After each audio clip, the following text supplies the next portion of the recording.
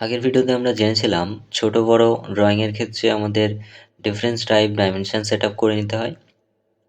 তবে আজকের ভিডিওতে আমি দেখাবো যে বিভিন্ন ছোট বড় ড্রয়িং এর জন্য আমাদের টেক্সট সেটিংসটাও আলাদা করে করতে হয়। তো সেক্ষেত্রে সেটা কিভাবে করব সেটা আজকের ভিডিওতে দেখাবো। তো চলো ভিডিওটি শুরু করা যাক।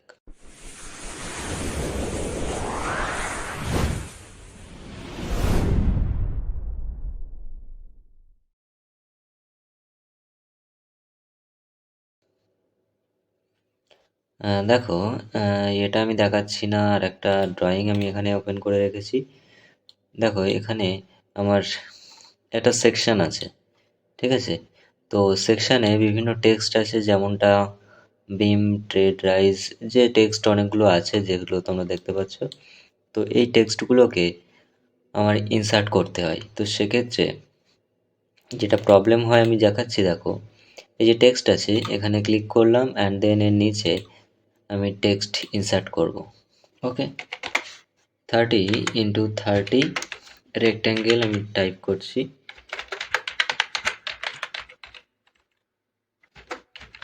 ওকে, তো দেখো এই ড্রয়িংটার ক্ষেত্রে কিন্তু টেক্সটটা কমফোর্টেবল আছে।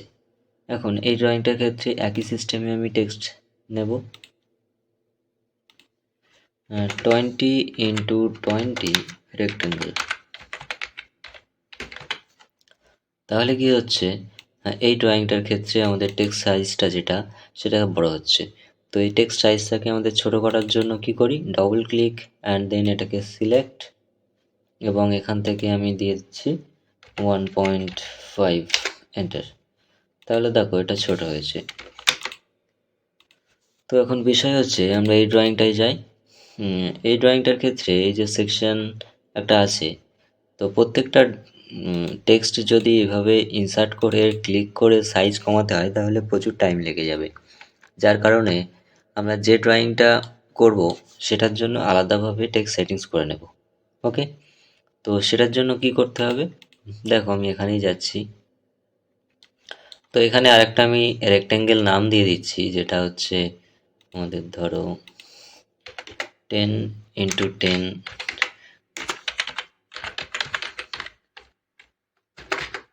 রেক্ট্যাঙ্গেল দিয়ে দিলাম। সিলেক্ট করছি, দেন 1.0, এন্টার।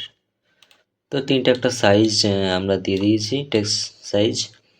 এরপর যে টেক্সট নেব অ্যানোটেশনে যেতে হবে অ্যান্ড দেন এখানটায় ক্লিক করতে হবে। এখানে দেখবে যে স্ট্যান্ডার্ড থাকবে, তো এটাতে সিলেক্ট করে রাখতে হবে অবশ্যই। অ্যান্ড দেন এখানে নিউয়ে ক্লিক করতে হবে, এখানে একটা নাম দিয়ে দিতে হবে। কি নাম দেব, যে ড্রয়িংয়ের ক্ষেত্রে আমরা টেক্সট সেটিংসটা করব সেই ড্রয়িংয়ের নাম দিতে হবে। আমি এখানে আপাতত বোঝানোর জন্য 30x30 রেক্ট্যাঙ্গেল দিয়ে দিচ্ছি। 30x30, এর মানে হচ্ছে যে আমি এই ড্রয়িংটার ক্ষেত্রেই যে টেক্সট সাইজ সেটা সেট করব। ওকে, এটাকে সিলেক্ট।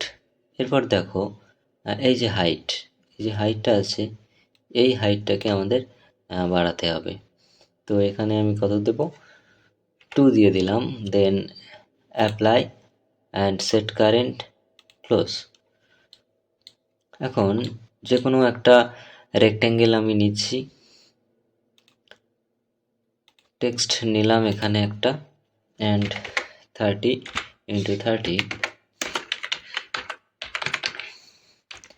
রেক্ট্যাঙ্গেল লিখে দিলাম, ঠিক আছে? তো এটা একটা যে সাইজ আমরা ড্র করেছি। এখন অ্যাক্টিভ আছে টেক্সট 30x30 রেক্ট্যাঙ্গেল, মানে যেটা আমরা সেটিং করেছি যে ড্রয়িংটার ক্ষেত্রে সেই টেক্সটটা অ্যাক্টিভ আছে। আমি আরও দুটো করে তারপরে তোমাদের দেখাচ্ছি। নিউয়ে ক্লিক করব অ্যান্ড দেন 20x20 রেক্ট্যাঙ্গেল। ওকে, তো 20x20-তে কী করবো, হাইটটা আমরা আরেকটু ছোট দেবো, 1.5, এন্টার। সেট কারেন্ট, দেন ক্লোজ। আবার একই সিস্টেম, নিউয়ে ক্লিক করব, 10x10। দেখো যখন আমরা বিল্ডিং প্ল্যান করব তখন কিন্তু এই section, elevation, front elevation, septic tank, এগুলোর নাম এখানে দিতে হবে। আমি জাস্ট এখানে বোঝানোর জন্য যে বক্স ড্র করলাম এবং সেগুলোরই নাম দিয়ে দিচ্ছি। এখানে দিতে হবে 1.0, then enter and set current, close. তো এই যে বক্সটা তোমরা দেখতে পাচ্ছ, এটার জন্য আমাদের কি লাগবে? 30x30 rectangle. এখন যদি আমরা 10x10 নিই, 10x10 নিলাম অ্যান্ড দেন এর মধ্যে একটা বক্স করে আমরা 30x30 রেক্টেঙ্গেল লিখে দিচ্ছি। এটা কিন্তু দেখো এই ড্রয়িংটার জন্য এটা কিন্তু খুবই ছোট হয়েছে টেক্সট সাইজ। তো সেক্ষেত্রে কি করব, আমাদের এই যে ড্রয়িংটা আছে এই ড্রয়িংয়ের জন্যই আমাদের টেক্সট যেটা সেটিং করা হয়েছিল সেটা সিলেক্ট করতে হবে 30x30। তাহলে দেখো টেক্সট এবং ড্রয়িং দুটো কমফোর্টেবল আছে। ঠিক একইভাবে যখন এই ড্রয়িংটা করব তখন কি করতে হবে, এখান থেকে অ্যাক্টিভ করতে হবে সবার প্রথম 20x20 রেক্টেঙ্গেল অ্যান্ড দেন এটাকে সিলেক্ট করতে হবে এবং এর মধ্যে লিখতে হবে 20x20। আশা করি তোমরা বুঝতে পারছো বিষয়টা। তো আমি আরেকটা যে আলাদা শিট সেটাই চলে যাচ্ছি। দেখো সেকশন, এখানে আছে ডিটেলস অফ সেপটিক ট্যাঙ্ক। দেখো এই যে রেক্ট্যাঙ্গেলটা আমি দেখিয়েছি এর মধ্যে তো তেমন লেখার কিছু নেই, যে কারণে আমাদের অতটা মনে হচ্ছে না যে সেটিং করে কি লাভ হয়েছে। কিন্তু যদি এই ড্রয়িংটার মধ্যে আসো তাহলে কিন্তু বুঝতে পারবে যে একটা সেপটিক ট্যাঙ্ক ড্রয়িংয়ের মধ্যে কতগুলো টেক্সট লিখতে হয়। ওকে, দেখো কলাম আছে, তো কলামের মধ্যে প্রত্যেকটা বার ডিটেলস আমাদের দেখাতে হয়। এখানে যেমন আরসি বিমের প্রত্যেকটা বারের details, centre to centre distance সব কিছু ডিটেলসে উল্লেখ করতে হয়।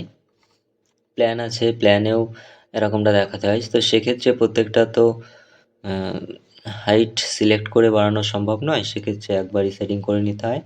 যেমনটা দেখো আমি এখানে সেটিং করে রেখেছি, এটাতে ক্লিক করছি এবং এখানে দেখো beam section, column for plan, for scale, septic tank, main line, প্রত্যেকটা কিন্তু এই যে টেক্সট হাইট দেখতে পাচ্ছ সেটা কিন্তু আলাদা। বিম সেকশানে একরকম, কলামে একরকম, ফর প্ল্যান আর একরকম, for scale, septic tank, main line, section, side plan.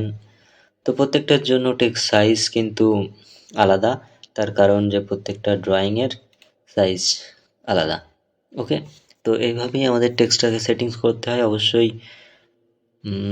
আমার ভিডিওটা একটু লম্বা হচ্ছে, কিন্তু প্রথম থেকে শেষ পর্যন্ত তোমরা যদি দেখো অবশ্যই সব বিষয়টা বুঝতে পারবে। এটাই ছিল আজকের ভিডিও, কিভাবে টেক্সট সেটিংস করা যায় মাল্টিপল ড্রয়িংয়ের ক্ষেত্রে। আর আমার চ্যানেলটি একদমই নতুন, তাই তোমাদের সাবস্ক্রাইব খুবই জরুরি। অবশ্যই চ্যানেলটি সাবস্ক্রাইব করে বেল আইকনটি প্রেস করে দিও। আর দেখা হচ্ছে নেক্সট ভিডিওতে।